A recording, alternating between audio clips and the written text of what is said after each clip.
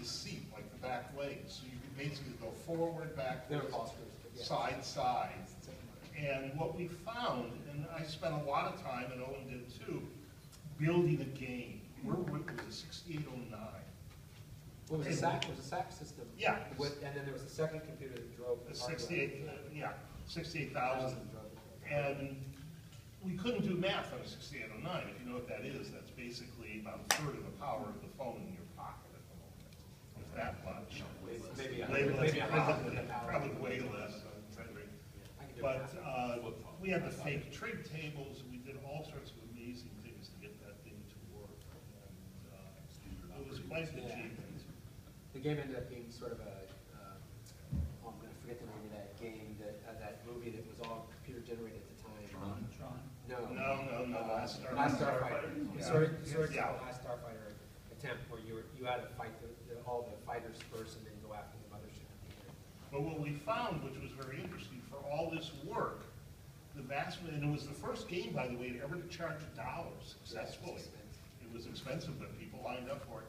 After all this work, what we found is kids sat in and went, whee! Yeah. And they didn't give a rat's you know what about the game. What that means is that it was so entertaining just to ride the ride. It was the first game ever to do it. Exactly. It was the first game ever to move. And people were just absolutely entranced with just making slightly, it go like this. It would slightly lag your motion. But What I remember about that game is the lab usually smelled like burnt wire. Oh, always. oh, Lord.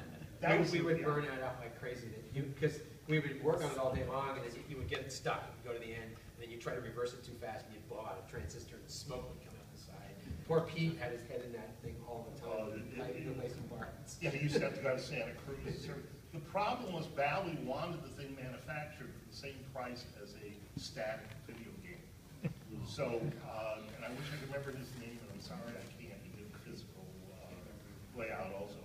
But they managed, he went down to Home Depot. And if you look at these pipes that go across the top of where you sit, that's all insulation he wanted at Home Depot. He was brilliant at figuring out cheap And water pipes. Yeah. Water pipes. Yeah, PVC pipe. PVC pipe. The guy was brilliant at figuring out ways to do this on the cheap. But the result is that the hardware was just, we cut it too tight, I guess you'd say. About 10 of them, I think, actually, right? Yeah, and most of them were nightmares. Pete spent half quite a few of them. Yeah, Pete spent half his life trying to repair We sent them. two of them went to Italy. I remember getting a call from the guy. I can't remember the guy in Italy. Oh, God, yes. And he called, and he said, I got a pair of these, and he says, the game is getting old. And this is like years after Bally's clip. Can you do me another game? He wanted to pay me to do another game on it. Yeah. And I still have all 10 of my fingers left. Yeah, which is a miracle. Yeah, I mean, that was Whack dangerous. around. That's very true. You would eat.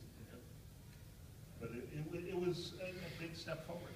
It was the first game to show that you could go out of the static, stand there and go like this and actually be part of.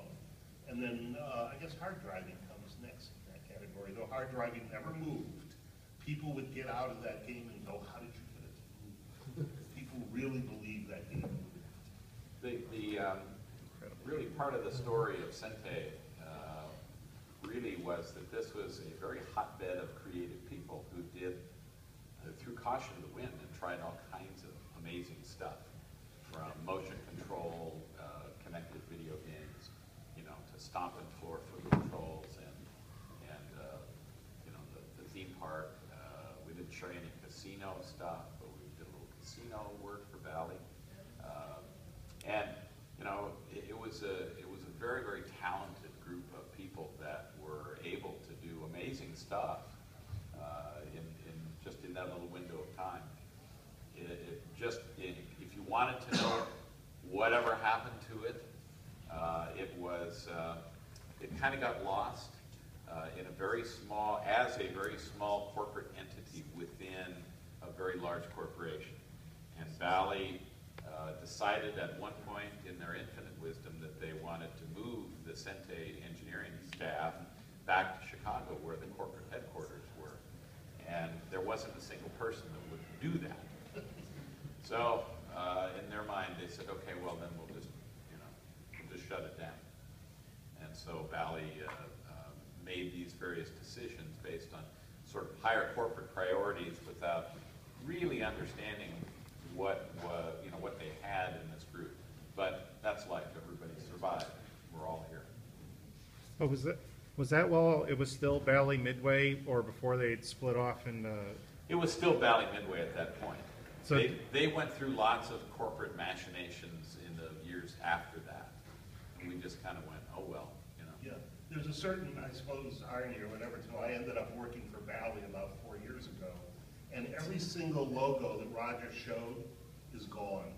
Valley Fitness, all that stuff, the casino, all that's left is the gaming portion of it. All that is gone. So Valley, I don't think really understood what the heck they had.